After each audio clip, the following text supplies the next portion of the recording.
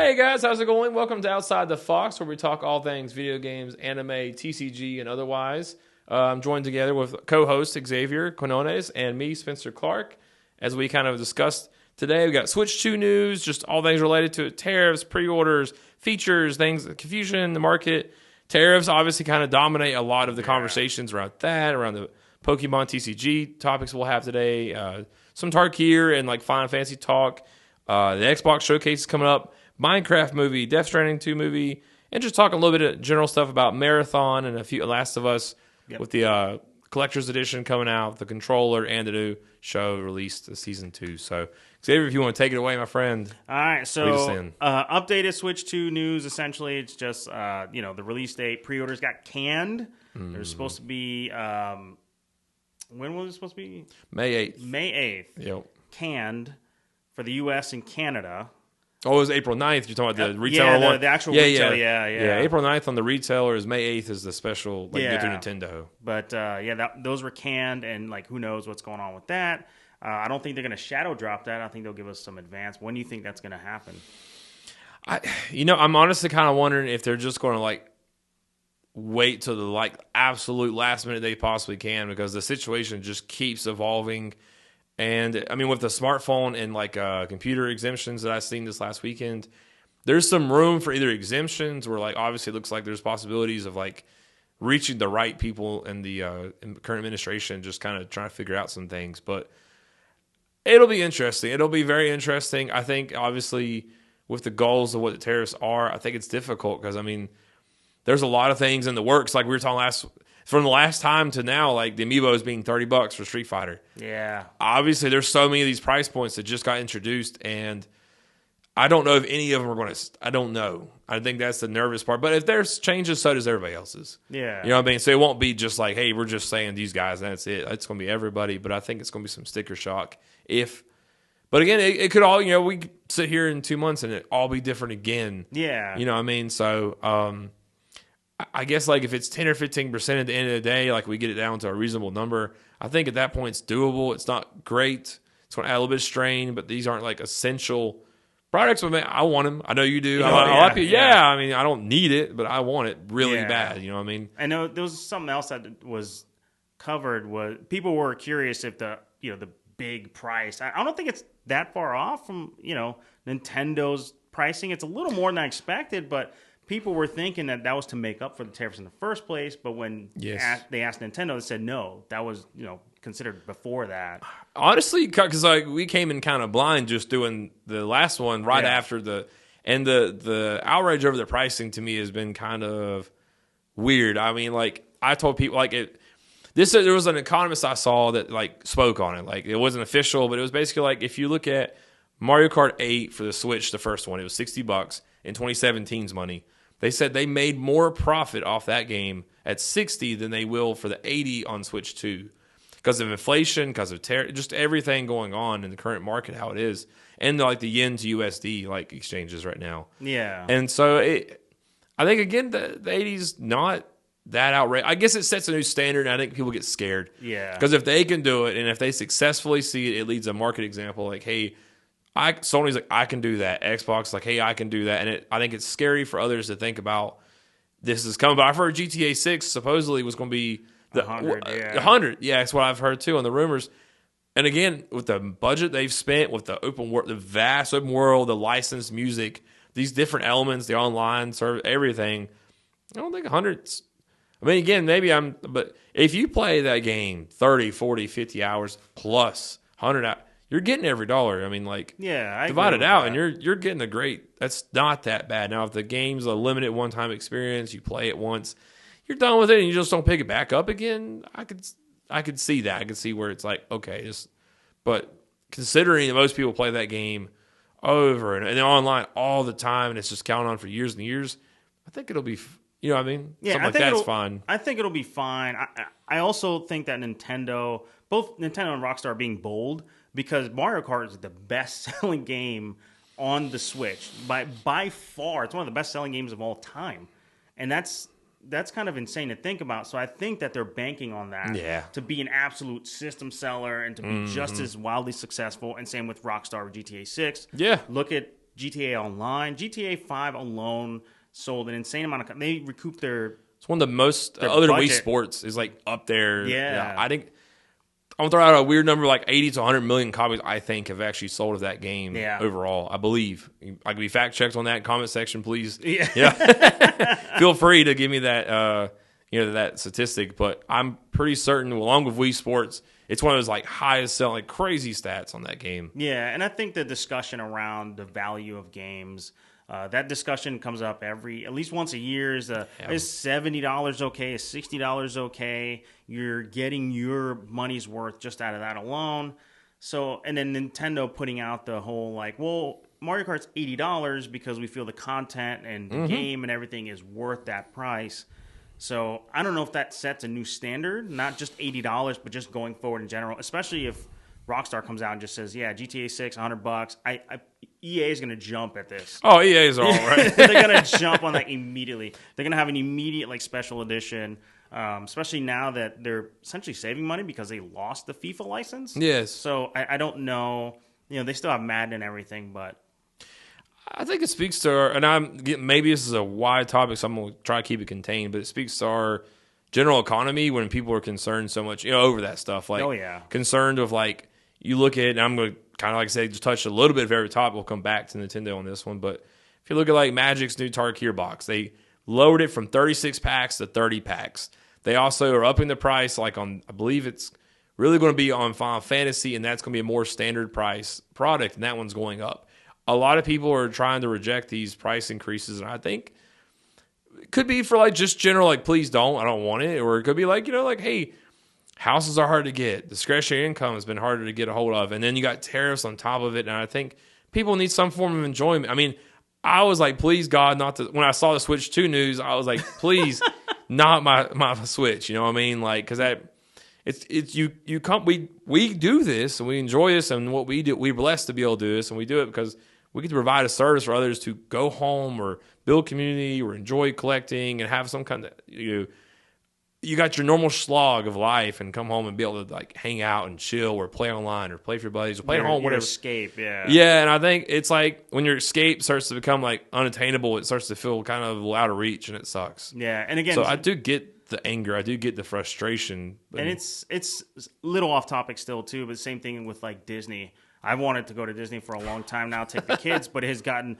the price and the steps you have to take because you can't just go to Disney. You can't just take it. You have to plan, and there's apps, and it just becomes overwhelming. So that escape has now become a chore. That's a second job. Yeah. So yeah. I mean, it's one of those things where like when you see these price increases, it's like I can remember when COVID happened, but like in that same group, record profits for corporations. Yeah, so I mean, it wasn't like necessary. So I can understand too if there's that outrage of like, is this a necessary increase for you to be able to conduct? Because one thing I think people do forget a little bit about is like they've probably been working on the Switch 2 since the moment the Switch 1 released. Yeah. I mean, reading some of the articles I read this week, it was Nintendo released 4 parts of an interview.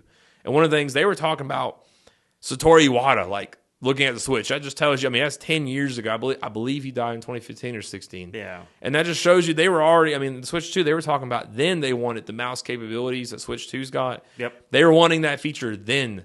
There was stuff that they wanted the magnetic parts for the Switch 2. Yeah. A lot of these were on their wish list for Switch 1, and they needed that time with the first Switch to be able to get their wish list done. So it's kind of interesting to see that, and just like companies really need that time and stuff, and that like the increases to be able to have like an R&D budget, for research and development and extra profit and stuff. Sometimes not extraordinary profit, but it is necessary to be able to grow, to expand, to take chances, to have a little cushion to do that. They're providing entertainment and experiences for people, but they also have to make money to continue doing that. So it's understandable. I think the last thing I want to touch on, personally, we can go over more if you want to, is the Joy-Cons not having updated Joy-Con joysticks. Yeah. That's pretty wild to me. Yeah, I don't know if it's because the Joy-Cons are now magnetic and there's an active like magnetic field or whatever. Actually, Hall effects are ran by magnets. Yeah. So that could actually be a really good reason for that. Maybe. Yeah, but I think people were really disappointed. I saw a lot of people ask just directly, but they did it in such a way, and I was listening to Jeff Gerstmann podcast on this, and he was talking about how people, because he's been in the industry for decades, but he was talking about how people were going up to Nintendo reps and basically saying like, "Hey, you almost got sued because of the Joy-Cons. Yeah, and they were garbage. Yeah, did you fix it?" And that's not an appropriate way to approach something if you want a decent, straightforward answer. But I think people were just disappointed across the board. That was really bad. I had one bad experience with the left Joy-Con. Blessed, drifting. thank God. Yeah, but so many people had an issue. We've seen a lot of customers just complain about it, or complain about like having to do the process of Nintendo doing the repair service and all that stuff. So it is a little disappointing, but they said they improved it, so we'll see. And that's why I think like right to repair and all that's necessary too. Being able to like have cheap parts on hand, or at least affordable parts, $2 to $5, and then just need labor and time or expertise, because stuff like that does suck. It really does. I hate that. Like Hall effect seems like such a staple now. Like, and I believe even PS5. Oh, they have the interchangeable ones, but they charge you $20. Yep. Kind of feels like it's built to create a service, because they could have put Hall effect in. And if I remember right, even the interchangeable ones not Hall effect. Yep. It's too good of a service. I almost imagine they want it to mess up a little bit. They won't say it, but they kind of know, like, you're not going to buy anything if you don't have to. Yeah, exactly. If there's no reason to upgrade. Yeah, and that's always disappointing, too, because, I mean, if you make a really good product, word of mouth spreads, and people are just going to... More people that wouldn't even think about getting your product would get your product. So I think it recoups in that way, but, again, I don't know. I don't have the inner workings of these companies. It reminds me of the washers and dryers of, like, the 60s, 70s that would last, fridges, 20, 30, 40 years, and then they realized... Why aren't people buying these anymore? Because they just last too long. Yep. Everything. I mean, iPhones. It feels like Apple almost sends out an update that like 1 year, 9 months. It's like, oh, you're up for 2 almost. Yep. Battery dead. Kill it. And they're one of the ones that fight that right to repair kind of stuff. And they want you to upgrade. They want you to kind of. They've even admitted, I believe, there has been some recent. Yeah. Well, that was people discovered. They did like their own testing at home, and they discovered that the battery and the charging and all that wasn't charging to full, and it wasn't giving you what you paid for. They essentially did updates, and it was to conserve the battery. And it's just like, oh, really? Like Louis Rossmann covered that. I watched so many of his videos, and he fought right to repair because he had a repair shop in New York, and Apple blocked him every step of the way. And it's just like, that's so frustrating. Like, let me just replace the parts, or at least make a better product. It's frustrating. It is very frustrating, because like, to go back, it sucks that Nintendo decided not to go that route. And again, there's always that technical side, I guess, that like, and maybe the Welcome Tour, which they did release a price for, is $9.99 to you can give them $10 to find out more information with mini games. I refuse. Pass. Maybe Nintendo will mention that, like why, like maybe they'll share that and be like, hey, due to this, we couldn't. So maybe there'll be a great reason. If not, I mean, your theory on that I think is really, really good. I mean, because the Hall effect, from right, the reason it doesn't go bad is because like there's nothing. It runs off magnets purely, so it's meant to last forever, quote unquote. Yeah. But, I don't know. And one of my last things I was going to say that there always is plenty to talk about with Switch 2, because lots of information has been coming out. But one of I saw online friends everywhere was key cards, game carts versus key card. The confusion was crazy, and it's not as bad, but like, what is, because there's going to be cards, for like Breath of the Wild and like even Cyberpunk. Actually, I was shocked, but they're like the whole game's on the cart. I believe if I read correctly, it's 64 gigabytes on these carts now. Yep. Oh my God, they listened, because last time it was 8.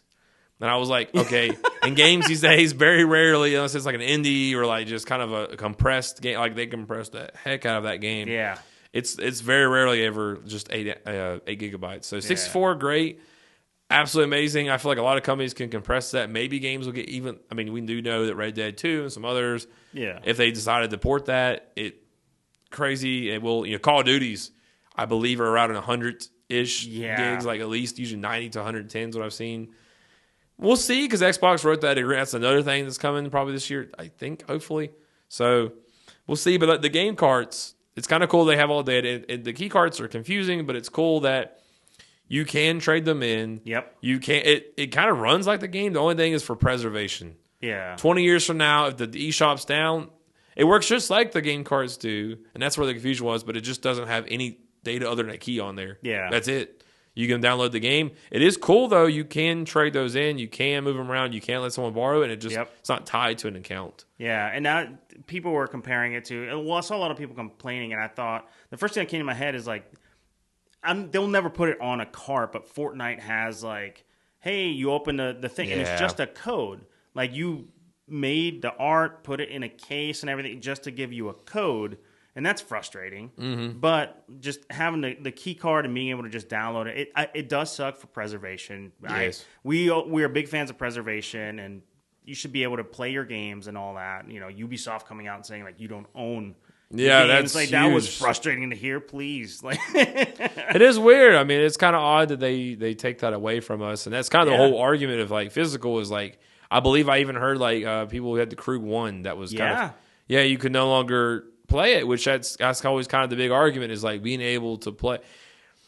I don't know. I mean, we saw when Hurricane Helene hit our area in North Carolina, like how many, I mean, just waves that all weekend, you know, customers, tons and tons. What do you got that doesn't require anything? What do you got that's like no updates? You know, I mean, there are times where that's nice to have, you know what I mean? For whatever reason. Big time. It's cool to have. Convenience is fine and all. And you also have to think about how much shelf space something's taking up, even with like Blu-rays and DVDs and VHS. People who have like, hey, I have a tangible product I can watch at any time with doesn't require it. That's nice, but it also takes up room and everything. Having streaming and digital services or digital goods is nice, but again, if something happens and you lose access to that, it's gone. There's nothing you can do, and that I don't like. You know, I don't know if one outweighs the other. Really, in the modern times, you know, with technology and everything, but it still just sucks. We should have a choice. I think it's and that's the one thing I'll touch on. Like, for example, even with the store, like, you know, and like a hybrid of like physical and digital, that argument too. Like a lot of these arguments, people back 10 years ago, your store's going to die, physical's dead, you're not going to be able to do it. Yep. You know, and then like same for like brick and mortar, you can go to that. Online's the future. There's no room for brick and mortars. They're going to be a thing in the past. And I think the conversation has now evolved to realize actually there's room for both, and it's a hybrid. Yep. And there are customers who want both. I mean, there's times where it's great to have that location like brick and mortar. I mean, it's great for so many different reasons, like just doing the trades, for meeting people, for having something in your hand, getting recommendations, knowledgeability. I do believe it's more of an experience-based. Yep. You can't just like set up a shop and just expect it to succeed. You do have to do the research. You got to be knowledgeable, customer service, all the good like tenets of like, you know, retail. But it's not like the argument that was made, you know. And same for online. It's not the be-all to end-all. Yeah. Same for, like, physical versus digital. That's why I like whenever, you know, like Switch having, like, the key cards and having physical cards. I think it's fun. I think people panic and freak out. And I get why physical's ending, it's dying, this is it. I'm like, well, guys, do you remember LA Noire? Do you remember Spyro Collection where, like, only 1 was on it and 2 and 3 was a download? Like a lot of games that were like that. Yeah. Now, I'll admit the one benefit of that was, like, at least some of the data did. Like, for example, the Spyro Collection, you could play the full one, you know, I prefer that over the key card, like, where there's no data on it at all. Like, I do prefer that because at least for that argument, you can be like, well, at least I got something, you know. Yeah. Resident Evil collections, most of, like, 4, 5, 6, only 4 is on there. And 5. So, I mean, there's examples where that, like, that's fine. That's cool. Switch eShops down. You could play 4 no matter what. It's all good. But I think there's room for both. And I think people get stuck on it's got to be one or it's got to be the other. This is it. Let them both exist. They don't have to duke it out. They actually, there's enough room apparently at the table. And it works as a hybrid. I mean, you know, Walmart and Target have realized that, like, they don't. Both people, there's room for both. Like, some people want to shop online, but then pick it up at store because they don't want to wait. You know what I mean? Or you're like, hey, I saw that's online, that it's available. We have, you know, there's people who do that. Our store, their stores. Hey, this is available. I'm going to come in store and pick it up. And do that. So I like, if I can have it right there, I'm impatient. So if I can get it in an hour, I'm going to get it in an hour. Yeah. Screw the shipping. I don't want to wait. Yeah. I'm especially like new release games, cards, that don't matter. I'm like, I want to enjoy. Could I wait 2 days? Yeah. Yeah. I don't want to. I want to rip. Even if it's one day, I'm like, can I just go to Walmart real quick? The hype. So I'm on that hype train. I'm a constant. I live on the hype train, man. Instant gratification, please. I'm like, woo, like the whole time, man. Oh, yeah. I love that stuff. All right, I think we move on from Switch to what do you have next? All right. Well, in general, and I think the tariffs in general was something that we were going to touch on, but I think any of our topics almost touch on that. Yeah. And again, I think point simply, like a lot of things, like I'll kind of like use it as an example of like Pokemon TCG and like Magic, either the existing set or you're going to see for Final Fantasy. Yeah. Tarkir, luckily, all the prices were normal. Everything was great. It was a release this week. Magic fans are really responding to having a true Magic set with like dragons and like the lore, and just seems like, it wasn't just a hat set, and it was really good like to see it kind of come back through. Going into Final Fantasy and Destined Rivals, I think that's going to be one of the shells. I mean, that's already hot sets. Yeah. And I think that's going to be, for any store that's done pre-orders, I don't, I worry for any customers. There are a lot of stores that will honor them. There'll be stores that will cancel them. Yeah. One, because it's hot product, the prices could skyrocket anyways without tariffs. Yep. Two, if there are tariffs, like you don't really know, and that's, people have asked us, just to respond here on the podcast officially. As far as like Destined Rivals, Final Fantasy, I'd be waiting until a week or two, because it's so much uncertainty. You have no idea the economic climate.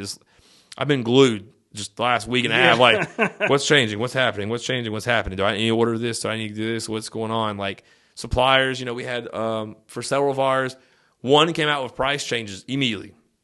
Immediately did it.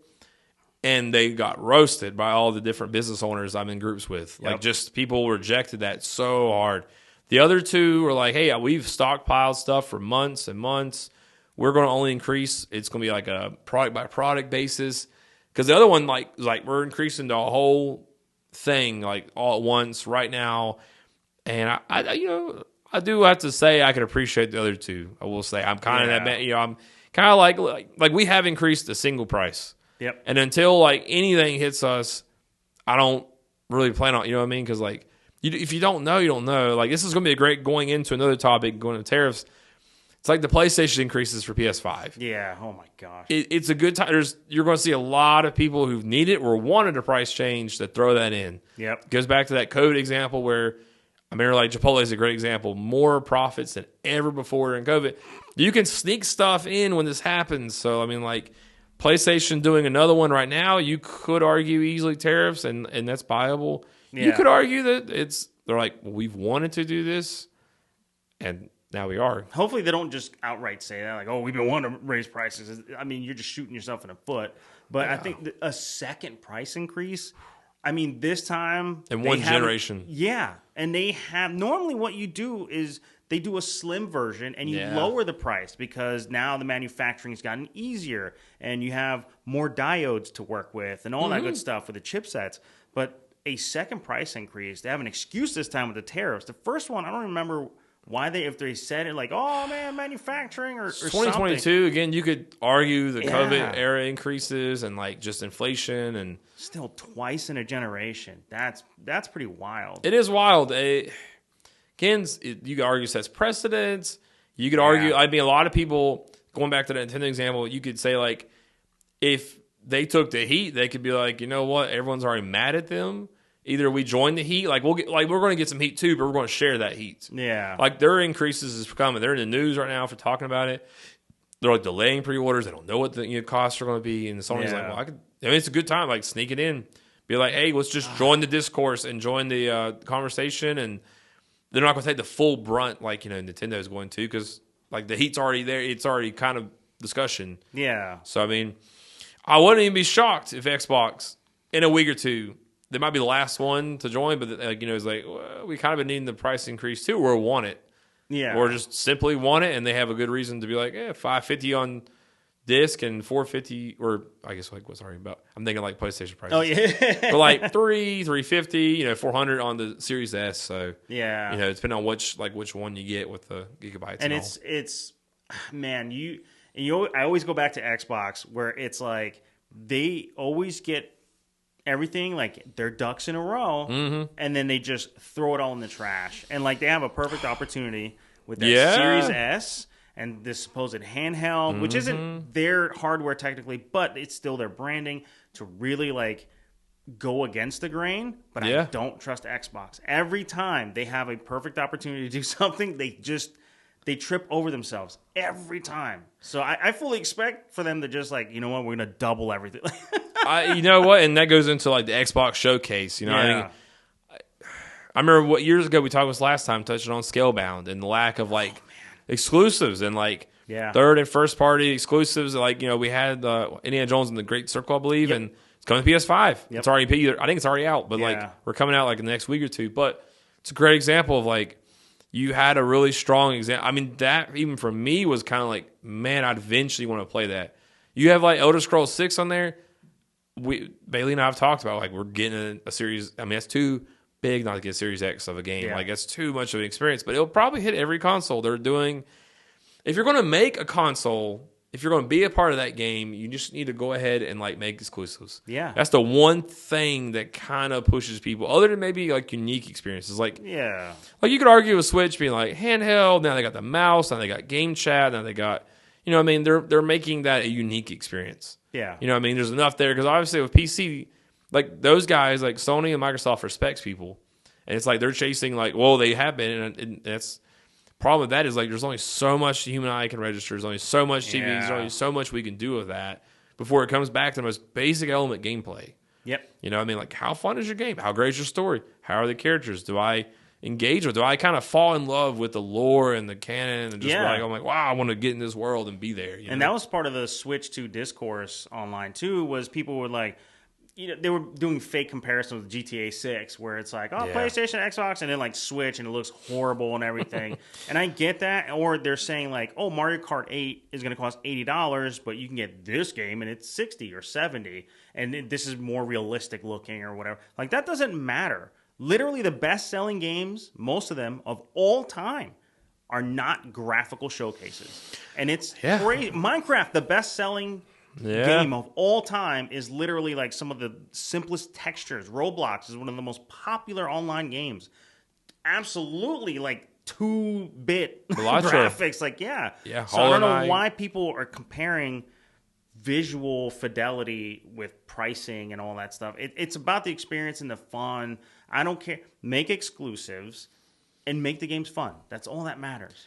See, that's where I, as an owner and like kind of like working in the retail space with video games, I tell people, like, I was like, you can see this stuff, and it's kind of one of the reasons I wanted to start the podcast was to talk about, like, I'm like, to reach maybe the right person so other people can see that. Like, I do love the pretty experiences. I love getting, you know, like a Final Fantasy. We're playing Final Fantasy VII Remake Integrate. Beautiful, gorgeous, and there's room for those kind of games, but like.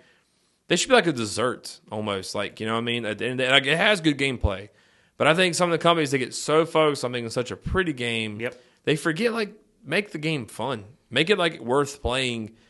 And you can spice up the graphics a little bit if you got extra time or you want to polish things. But, like, just focus on I think that's one thing Nintendo kind of, like, focuses on is, like, gameplay. I mean, it's obviously graphics have not ever been their forefront for a long time, but they sell units for a reason. There's something there to grab onto. So, like, you know, I get it. But, like, there's room for, like, games like The Last of Us. There's room for Final Fantasy. There's room for Halo. There's all those beautiful games. Grand Theft Autos. Red Deads. I mean, when they sell because it's like you can go this open world, the prettiest graphics, 4K. You get lost, and it's amazing, but it's also extremely expensive. And it's like kind of like Hollywood movies right now. Yeah. They're scared to do originals, and people... Though we beg them for originals, a lot of times, again, we don't support it. We don't go to the theaters. We don't do... So, like, what they do is they keep churning out the ones, but it's... You know, if we want more original content, we got to support those people and just not necessarily reward those who just kind of do a AAA game, and it's like, oh, this is kind of trash. Ubisoft learned that lesson hard with Assassin's Creed. Oh, big time. They had to take those breaks because they were just churning them out year after year, and it's like... I'm probably one of the few people I've ever heard, like, when a delay happens on a game, I love it. Yeah. I love it because... I'm like, oh, you're taking more time to make sure your game's better? Yeah. Oh, for sure. Improvement, please. So, more. Yeah, take it. Take as much time as you need. Maybe not forever. Like Kingdom Hearts 3 is an example of like, make the Make the game, man. Make the game. Just put it out, dude. Do it. Like, I hate that. That was an example of the opposite. Like, but yeah, you know, if you need like a 6 months to a year, and it's going to be a really good game that I'm going to be talking about forever, and go for it. Yeah, it just, man, think about what state Cyberpunk was in.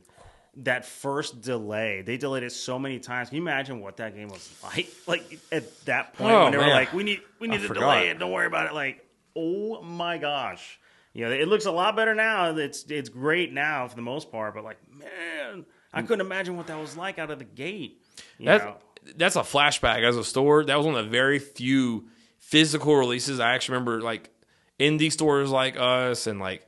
Just like everybody kind of banked on that release being like this blockbuster, like just awesome release, and like them doing like refunds and never have done like Sony's like we're going to give you a refund. I was like, wow, that's like but I will give them like No Man's Sky, like it's a textbook lesson of like this is how you fix things. This is how you go back and you make things right. Now no one talks anything about like badly of Cyberpunk or like No Man's Sky, because they just kept going back. A lot of free updates, and they're like, "We're going to keep making this game good. We're going to spend the time." And I'm like, "Hey, do it, go for it." I love that. So stop worrying about graphics. Like Order 1886 was the same way.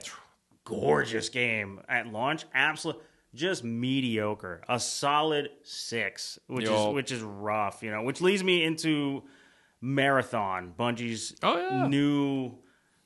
Shooter revealed. Now, just personally, I love the aesthetic of this game. The look, the cinematic short that they did.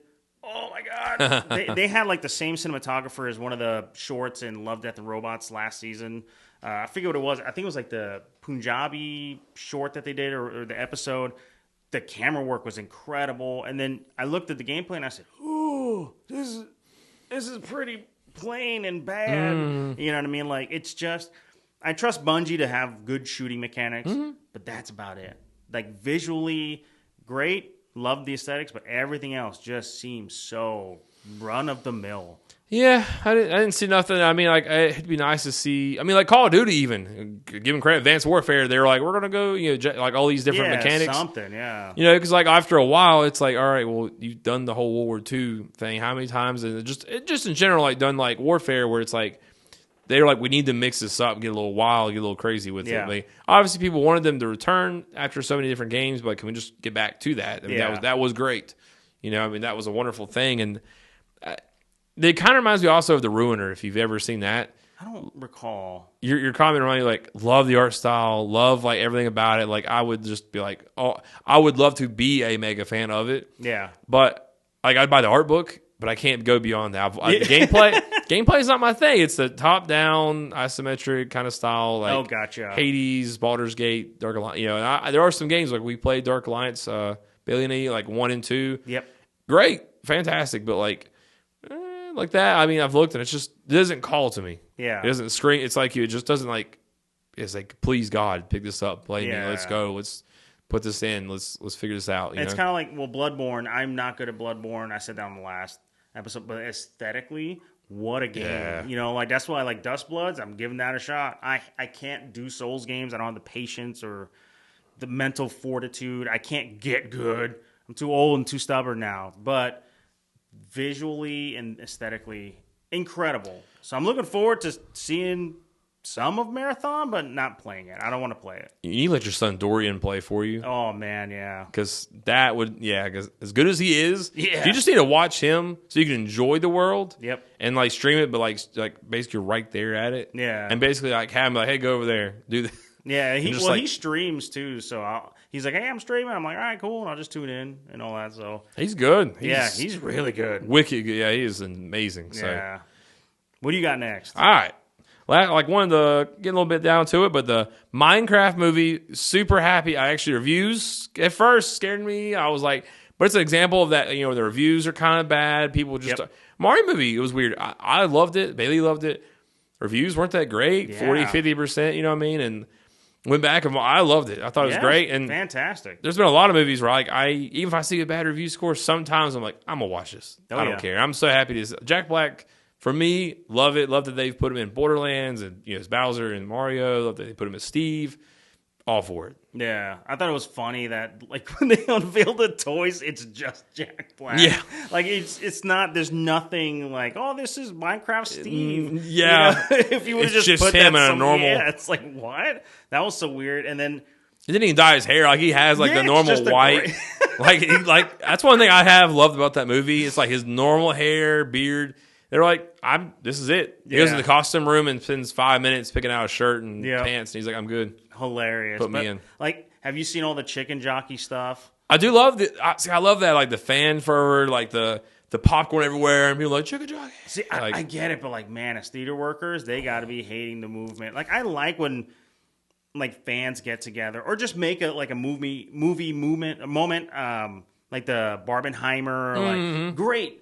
Fantastic stuff, but like, man, this is crazy. I've never seen anything like that. I know it's more of like a meme thing, but like, man, that's pretty wild. Did you see the mean purple chicken nugget grimace and like all the other toys? They got a Minecraft treatment. Yeah. Saw that today, and I almost was like, I'm about to go back in the line. We were just talking about like they need at this point with the Pokemon cards from McDonald's and then this. I was like, they need to start making adult toys. Like just you go in there like, sir, is that an adult toy or kid's toy? Because I was like, we're getting to that point where enough of us are like kids at heart. Yep. They do enough like movies, TV, like video games, anime. And it's just like, just do it. Yeah. Just well, they had that adult We're collectors. Happy Meal for like one time, and it was like the old characters, but they were like really weirdly designed or something like that.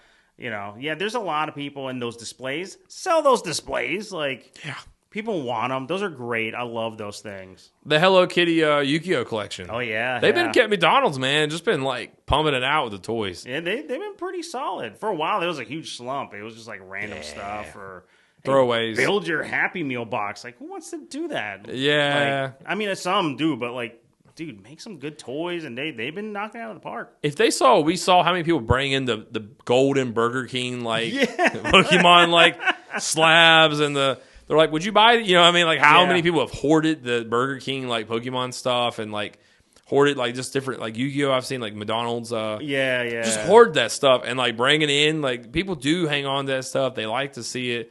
I saw someone the other day had the Yu-Gi-Oh! One of them had like the Yu-Gi-Oh! Like McDonald's Hello Kitty collab. Yeah. Had in the back of their car. I was like, there it is. Yeah.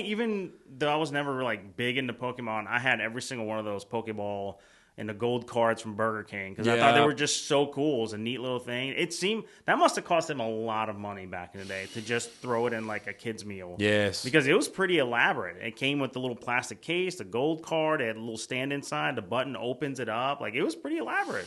It's These cool, days, man. That would have been like $20 for a Happy Meal. You know, going back, like I don't know how it was as an adult because I was in that movement, and I remember it felt like everything was Pokemon. Like it was like you went Toys R Us, you had Burger King toys, you had the movie theaters, you had the cards you got as a kid. Like I remember it just for like the games. I remember you go to like any store that had like the kiosk and like you could play the Game Boy Color and play like Pokemon Yellow. I remember at Media Play. There was so much. It felt like it was everywhere. Yeah. Like I mean, obviously the talk, just a touch on there, just to like Pokemon, in case anybody's wondering, still just as crazy as it ever has been. Gosh, yeah. We had a guy today, we got our shipment in, our newest stuff, for like Obsidian Flames, Blisters, and I'll say Scarlet Violet, Timber Forces, traditionally not sets that anybody was going crazy for. Guy bought every one of them for $700 some, and he says he's going to keep them for 10 years. He's going to sell them away, and I was like, you know what? That's awesome. Like, you know what? Yeah. I see, that's the part of me. I would do that for myself and try to put it in the least most, not even for the value, not for the stock part of investing. Because sometimes it's just so, I see some of the old packaging and I'm like, oh, I'd love to open that old booster box or like that nostalgia, deck. Even the starter decks, which people like make that sound cool. Back then, like they were very generic, you know what I mean? Like they are like they are now. Like no one goes crazy over like a, closest thing is that Yu-Gi-Oh! Still does the starter decks. Yeah. I say the commander decks for Magic are a little bit more special and like really like good value, but it's cool. Even those, I'm like, man, I'd love to just tear one open. And then you're like, how much? 300? Yeah. 4? Whatever. I'm like, I'll pass. I was like, I can't. I'm like, that's tough too because and then what happens if you do get it? Do you open it up or do you just continue hoarding it and holding on to it and preserving it? So I don't know. It's like modern cards. I mean, like. Technically, people say buy your stuff sealed, but there's so much fun, and it is a gambling thing. But to pull your best hits and you get your hits, That's fun. That's amazing. I mean, why do you think TCG Pocket? Why like it went so hard? Because people were like, I don't have to buy the packs necessarily. I can get some free packs. I can scratch that little bit of that. Yeah, like what pack crack. Yeah, But you can kind of get that a little bit. You know what I mean? Yeah. So, and I think that's cool. I think that's fun. You know, I agree. It's got to be fun, especially for your store that just busts open packs and sells online. Like, I mean, I know it probably gets monotonous after a while, but like, woo! Like, we busted open that one Tarkir collector booster just for the singles and otherwise. Got the dragon scale foil of Misty Rainforest. Oh man, that thing was. See, I get on the hype train, man. I'm all aboard. Like it's like I become just I get involved. I love it. So. I mean, I fall for hype too. We had the Final Fantasy Ichiban Kuji, and it was just like, oh, give me 2 tickets. The hype train, man. I was like, you know what? 2 more, please. when you get that stuff, though, man, when you get what you want, you're like, woo! You know, when you get what you want, you mean like, jeez. Guy always talks about my luck being out of this world. Outrageous. I do got some good luck. Yeah. I swear, like maybe other people feel it. Like you see a box of 6 or 7, my brain will like make it like glow a certain color and be like, "That's the one. Yay. Pick that one." Yeah, it's the aura. You sense the aura. You're like, that one sounds like BS. I'll say to be friendly, but like, yeah, I'm like, I'll look at it and be like, I feel like that's the one. Sometimes it's not, but it's just fun to think that. I think most of the time it is. Makes you feel good about it. Yeah, because you were like, what You got exactly what you wanted. It was the only thing in the case that you wanted, and you got it. And then you're like, I'm going to do one more. And you got, like, the other thing that you want, like, back to back. That's crazy. Yeah, that's insane. Got all the hits without even trying. It's random. It's randomized. So yeah. I was like, woo.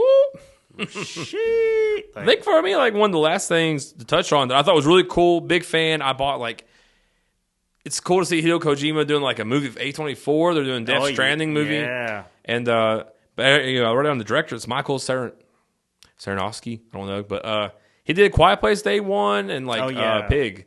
So I mean I thought that was cool because Quiet Place Day 1 was actually pretty awesome. I didn't get to watch it, but just from what I've seen, looks really good. Yeah. I think it's the right kind of mood for that. Like, because it's very, if you've ever played Death Stranding, it has that very...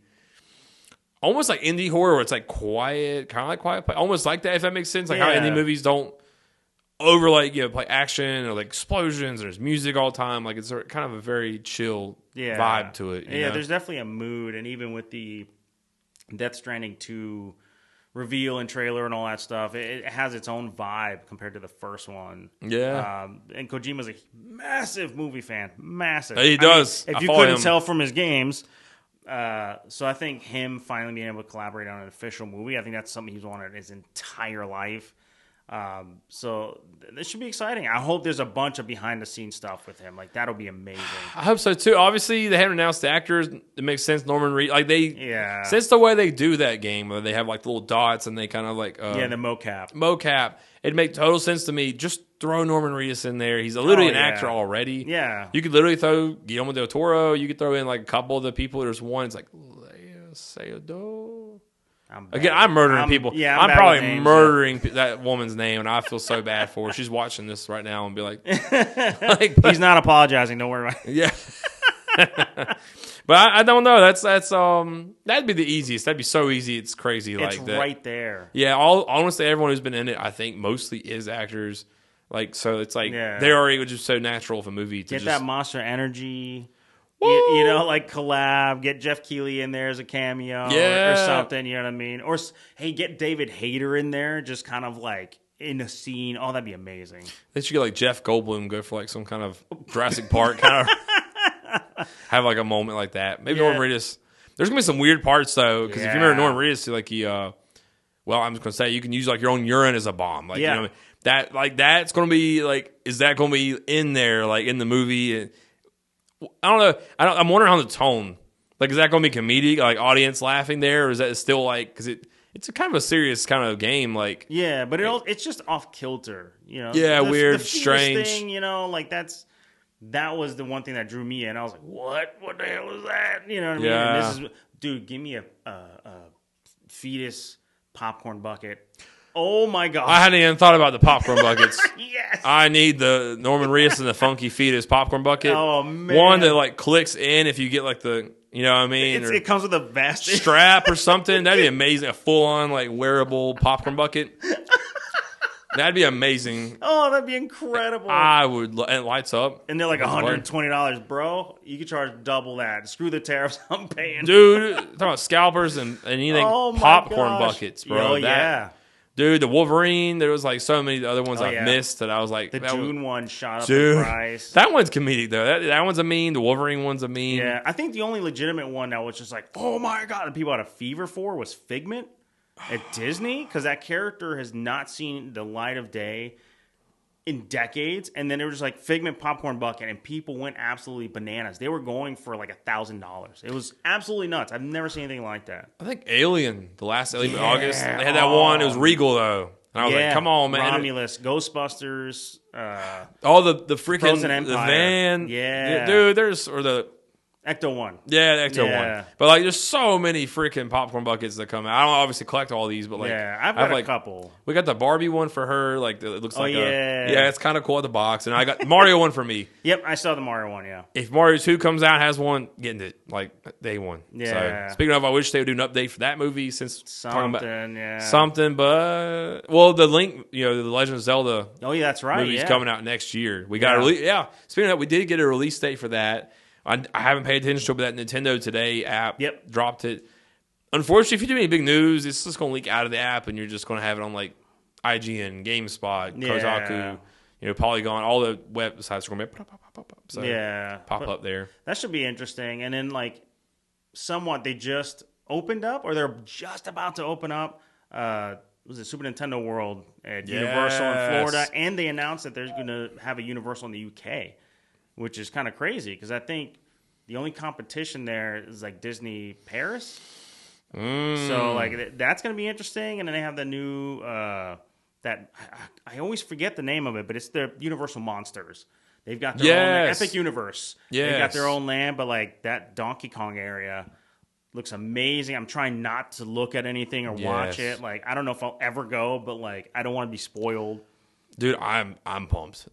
We were talking about going last year for Harry Potter, but then we kind of held it off because we were like, well, Nintendo is literally coming the next year. I believe the next year in Orlando, so we were kind of like, let's wait because no, it's actually like I think in like a week it opens. Oh, wait, this is next year. Yeah. I'm still in 24, so like I was like, we're in 25. I was like, oh my God, we're here. Yeah, and How to Train Your Dragon. They've been showing the animatronics and the experiences because a bunch of influencers got early access for like weeks. I still gotta watch that. Believe it or not, she loves those movies, and like she was telling me, she was like, you've got to watch. They're really good, and they're doing a live action one now too. That looks. Well, yeah, I like the meme where it was like the dragon dancing around always. Oh yeah, the memes, man. It's what gets me. Because that was hilarious. I remember cracking up in the theater. He's like, like it's just like that noise he makes and that face. That was classic. Stitch live action's coming out soon. There's a lot of stuff, dude. I'm not gonna lie. I'm ready. I'm ready for some good movies and just ready to have a good time. I'm glad to see a video game movie because, like I say, with like Last of Us Season 2, with like Minecraft movie. I'm just kind of happy to see stuff do well. Yeah. Last of Us is always kind of like a little politically charged. At this point, it feels like there's always controversy around it because of the characters and especially topics. That first, in the show, the first season, there was like an episode where they touched on a massive backstory that wasn't covered in the games. Yes. I thought that was really cool, and I love that episode. But people were not happy with that. And of course, the main actress, it's just... Number 2, I remember like Abby being kind of buff, and there was like this sex scene, and people lost their mind. Like not in a good way, not like people were just not happy. Yeah, it was a lot.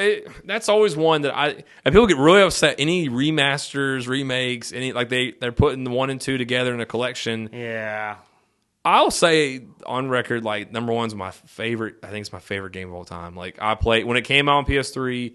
I regret not getting the Pandemic Edition because of how freaking much it is like. Yeah. And I actually thought about it because this is one of those games, I don't know why, I think because it's Naughty Dog and I loved Uncharted. Yeah. And that was why, because I've always loved the Indiana Jones themes of like Uncharted. Yeah. And I was like, God, this looks good. Because their stories are good. I love their stories. Incredible storytelling. And that's like, for me, to get me into a shooter, I need like storytelling. Yeah. You know, like I don't just play like Call of Duty or other games like that. For me, But games like Last of Us or Uncharted that like bring you again world building, story, some lore, like whatever. That opening to The Last of Us. Oh, dude! I actually watched Seth Rogen. It was actually before I played it. It was IGN. They did like a Seth Rogen playthrough of all people.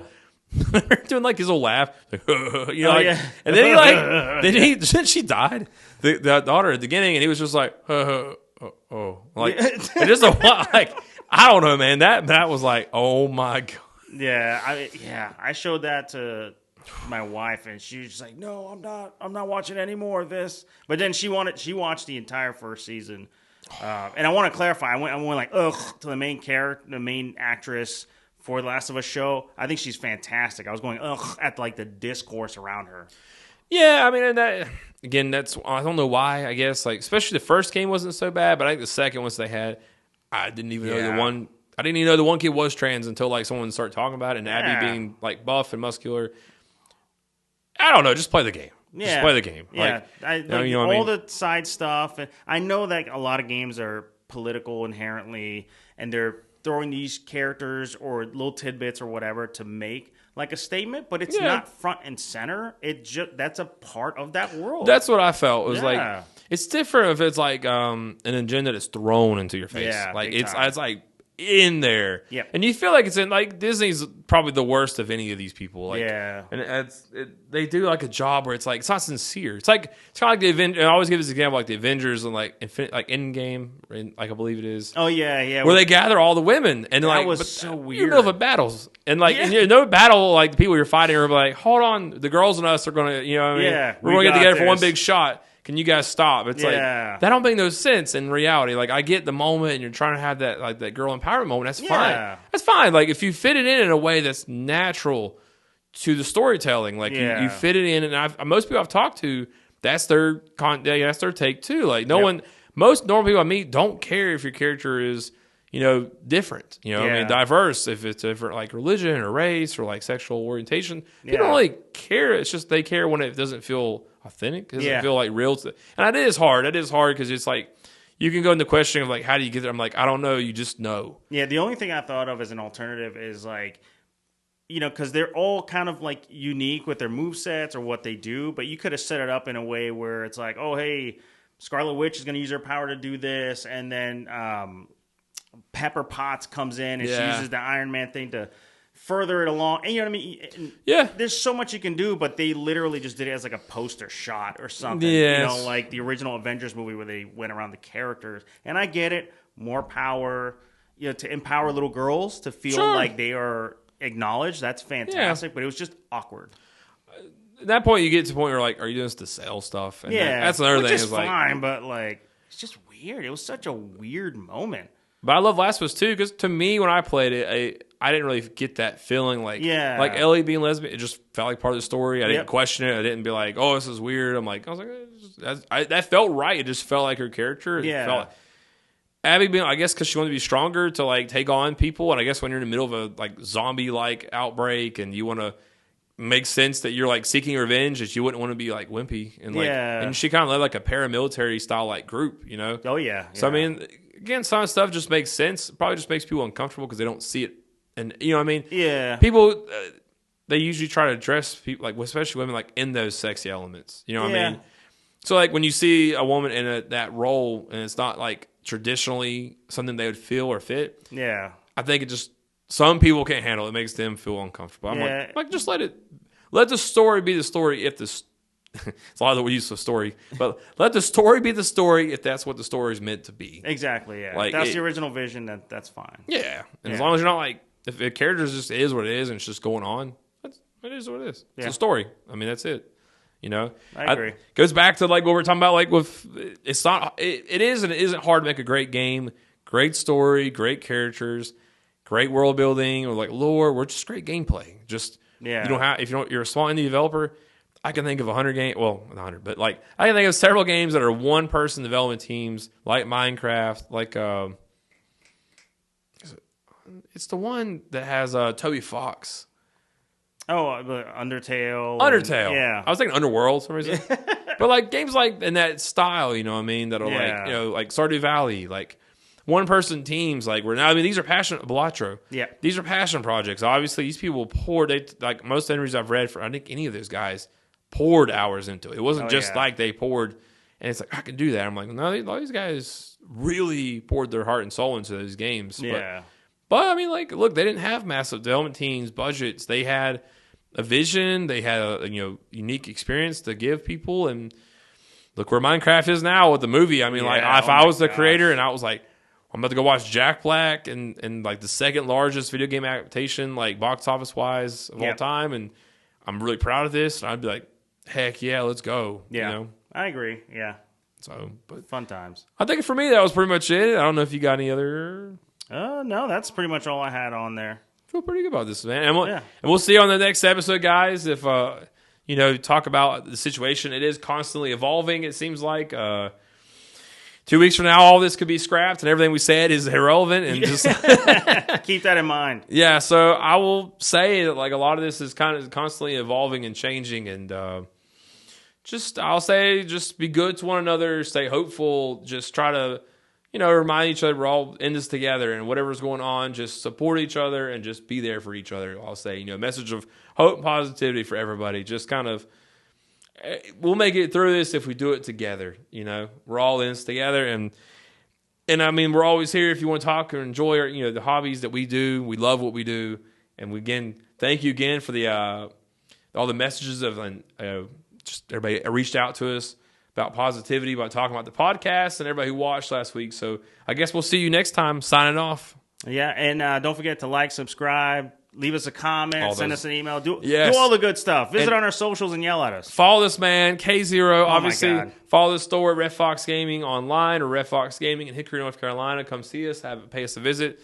I'm Spencer. This is Xhavier. Thank you so much, guys, as always. We'll talk to you later. Peace.